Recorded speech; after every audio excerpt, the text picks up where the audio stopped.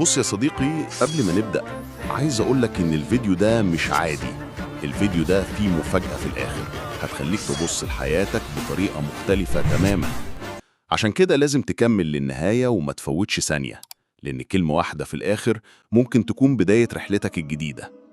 خليني أسألك سؤال: عمرك وقفت قدام المراية وسألت نفسك أنا ليه حياتي ماشية كده؟ ليه أنا مش مبسوط؟ ليه دايما حاسس إني واقف مكاني والناس كلها بتجري قدامي؟ الحقيقة إن حياتك ممكن تتغير، ومش محتاجة سنين طويلة زي ما بتفتكر.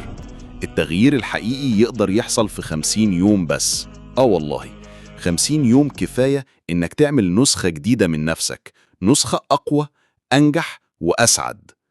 أنت دلوقتي يمكن تقول: طب إزاي يعني؟ إزاي 50 يوم يغيروا حياتي كلها؟ أقول لك إن التغيير مش بيجي فجأة، مش بيجي في يوم وليلة.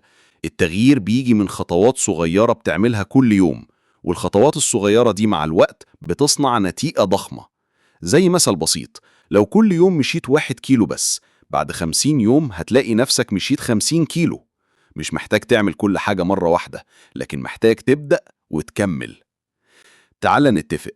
أول حاجة لازم تعملها إنك توقف عادة التسويف. ما تقولش هبدأ بكرة، ما تقولش بعد شوية. صدقني بكرة هيجي ومش هتعمل حاجة، وبعد شوية هيتحول لشهور وسنين.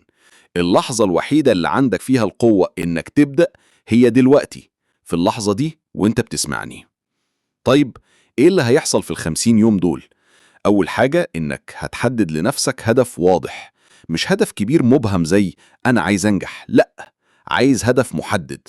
عايز أخلص كتاب، عايز أخس 5 كيلو، عايز أذاكر مادة معينة، عايز أتعلم مهارة جديدة. لما يكون عندك هدف واضح، عقلك هيعرف يوجهك. تاني حاجة، أنت محتاج تبدأ بعادة صغيرة جدا. عادة صغيرة تخليك تحس إنك قادر تكمل. مش لازم تبدأ من أول يوم وتشتغل 10 ساعات، لأ. كفاية 10 دقايق بس كل يوم. 10 دقايق قراءة، 10 دقايق رياضة، 10 دقايق كتابة. وبعدها هتلاقي نفسك طبيعي بتزود الوقت يوم ورا يوم. تالت حاجة، لازم تتقبل إن في أيام هتحس فيها بالكسل، هتحس إنك مش قادر، ودي لحظة اختبارك الحقيقي. اللي بيميز الناجحين مش إنهم عمرهم ما كسلوا، لأ، بالعكس، هم كسلوا كتير جدا، لكنهم كانوا بيقوموا تاني. اوعى يوم الكسل يوقفك. حتى لو عملت أقل حاجة في يومك، المهم إنك عملت خطوة. رابع حاجة، افتكر دايما إن حياتك بتتغير من جواك الأول. مش لازم تستنى الظروف، مش لازم تستنى الناس تشجعك. الدعم الحقيقي لازم يجي من جواك. قول لنفسك كل يوم: أنا قادر، أنا أستاهل، أنا هنجح. الكلام اللي بتقوله لنفسك مش مجرد كلام، ده بيشكل عقلك وطريقتك في الحياة.